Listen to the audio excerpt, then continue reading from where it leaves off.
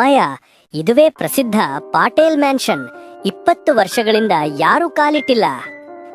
ಇಲ್ಲಿ ಹೋಗದವರು ಯಾರು ಹಿಂತಿರುಗಿ ಬಂದಿಲ್ಲ ಅಂತ ಕೇಳಿದಾನೆ. ನಾವೇಕೆ ಈಗ ರಿಸ್ಕ್ ತೆಗೆದುಕೊಳ್ಬೇಕು? ಅದೇ ಕಾರಣಕ್ಕೆ ಎಲ್ಲರೂ ಭಯದಿಂದ ದೂರ ಉಳಿದಿದ್ದಾರೆ.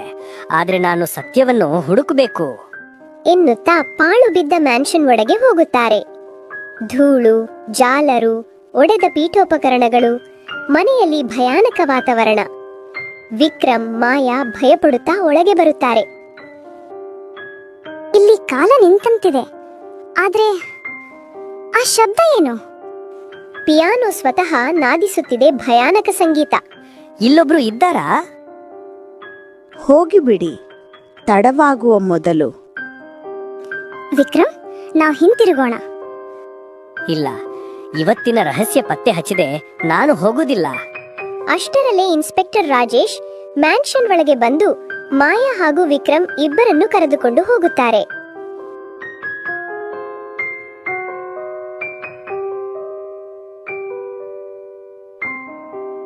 ವಿಕ್ರಮ್, ಮಾಯಾ, ಆ ಮನೆಯಲ್ಲಿ ಕಾಲಿಟ್ಟಿದ್ದೇಕೆ?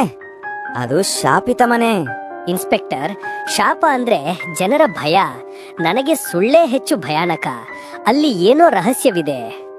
20 ವರ್ಷಗಳ ಹಿಂದೆ ಪಟೇಲ್ ಮಗಳು ಆ ಮನೆಯಲ್ಲಿ ಕಾಣೆಯಾಗಿದ್ದಳು. ಸೂಸೈಡ್ ಅಂತ ಕೇಸ್ ಮುಚ್ಚಿಟ್ಟವು. ಆದ್ರೆ ಆಕೆಯ ಶವ ಸಿಕ್ಕಿರಲಿಲ್ಲ.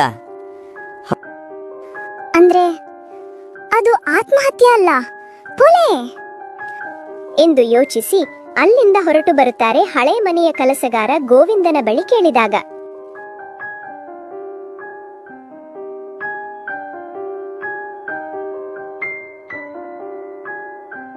ನಾನು ಆ ಮನೆಯಲ್ಲಿ ಕೆಲಸ ಮಾಡುತ್ತಿದ್ದೆ. ಆ ರಾತ್ರಿ ಆಕೆಯ ಕೂಗು ಕೇಳಿಸಿತು. ಓಡಿಕೊಂಡು ಹೋದಾಗ ಬಾಗಿಲು ಒಳಗಿನಿಂದ ಲಾಕ್ ಆಗಿತ್ತು. ಒಳಗಿನಿಂದ ಲಾಕ್? ಹಾಗಾದ್ರೆ ಕೊಲೆಗಾರ ಹೇಗೆ ಹೊರಬಂದ? ಅದೇ ರಹಸ್ಯ. ಬಾಗಿಲು ಒಡೆದಾಗ ಆಕೆಯಲ್ಲಿ ಇರಲಿಲ್ಲ, ಆದ್ರೆ ಡೈರಿಯೊಂದೇ ಉಳಿದಿತ್ತು. ಆ ಡೈರಿ ಎಲ್ಲಿದೆ? ಆ ಡೈರಿ ಇದೆ, ಆದ್ರೆ ಎಚ್ಚರಿಕೆಯಿಂದಿರಿ ಎನ್ನುತ್ತಾ ಮಾಯಾ ಕೈಯಲ್ಲಿ ಡೈರಿಯನ್ನು ಕೊಡುತ್ತಾನೆ.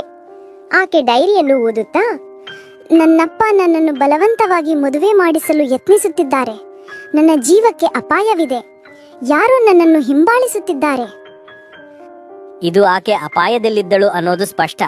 ಆದ್ರೆ ಅಪಾಯ ಯಾರಿಂದ? ಗಾಳಿ ಬೀಸುತ್ತಾ ಪುಟಗಳು ತಾನೇ ತಿರುಗುತ್ತವೆ. ಒಂದು ಸಾಲಲ್ಲಿ ನಿಂತು ಹೋಗುತ್ತದೆ. ಸತ್ಯ ನೆಲದ ಕೆಳಗಿದೆ. ಡೈರಿ ತಾನೇ ತಿರುಗಿತು. ಇಲ್ಲ, ಆತ್ಮ ನಮಗೆ ಸತ್ಯ ತೋರಿಸ್ತಾ ಇದೆ. ಬಾ, ನೆಲ ಪರಿಶೀಲಿಸೋಣ. ತಕ್ಷಣ ಮ್ಯಾನ್ಷನ್ ಕಡೆಗೆ ಹೊರಡುತ್ತಾರೆ. ಸಡಿಲ ಬೋರ್ಡ್ ಸರಿಸಿ ನೋಡಿದಾಗ ಒಂದು ಚಿಕ್ಕ ಬಾಕ್ಸ್ ಸಿಕ್ಕಿತು.